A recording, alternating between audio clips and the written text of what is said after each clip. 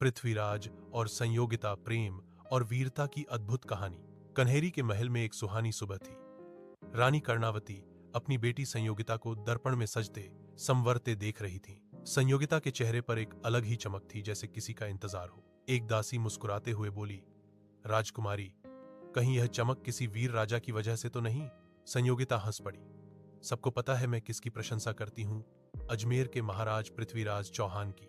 वह रोज चुपके से दीवारों पर चित्र बनाती, घोड़े पर सवार एक वीर, हाथ में धनुष, आंखों में तेज। उसे लगता जैसे वह वीर कहीं दूर से उसे देख रहा है। अजमेर में चंदबरदाई पृथ्वीराज को हौंसते हुए चिढ़ा रहे थे, महाराज, आपकी वीरता की कहानियां सिर्फ रणभूमि में ही नहीं, कन्याओं के मन में भी गूंजती हैं। पृथ्वीराज शर्माते हुए बोले, कौन? कनौज की राजकुमारी संयोगिता। यह सुनकर पृथ्वीराज के चेहरे पर अनजानी चमक आई।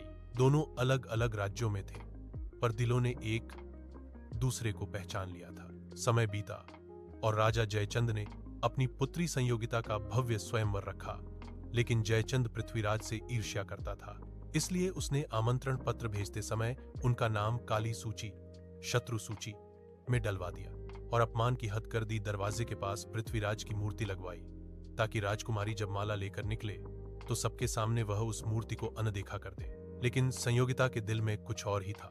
स्वयंवर के दिन महल मोतियों की तरह जगमगा रहा था। सैकड़ों राजा राजकुमार खड़े थे, सभी उम्मीद में कि राजकुमारी उन्हें माला पहनाएगी। संयोगिता हाथों में फूलों की माला लिए आगे बढ़ी, पर उसकी आंखें सिर्फ एक को ढूंढ रही थीं, पृथ्वीराज। जब वह दरवाजा पर पहुंची और चौहान की मूर्ति देखी तो उसने विनम्र पर दृढ़ स्वर में कहा, यदि वीर स्वयं उपस्थित नहीं हो सकता तो उसकी छवि ही मेरे लिए पर्याप्त है। और उसने माला सीधे मूर्ति के गले में डाल दी। सभा में हलचल मच गई। उसी क्षण महल के बाहर रणभेरी बज उठी, घोड़े की टापें गूंज उठी, पहाड़ियों की धूल उड़ती हुई महल की ओर बढ़ रही थी। लोग घबराए और अगले ही क्षण दरवाजा खोलकर अंदर आया पृथ्वीराज चौहान स्वयं, चंदबरदाई के साथ, चमकता कवच, उठी हुई तलवार और आंखों में गर्व। उन्होंने तेज आवाज में कहा, संयोगिता ने मुझे अपना चुना है, अब मैं उसे उसके सम्मान के साथ ले जाने आया हूं। जयचंद क्रोधित हो उठा, यह अपमान है।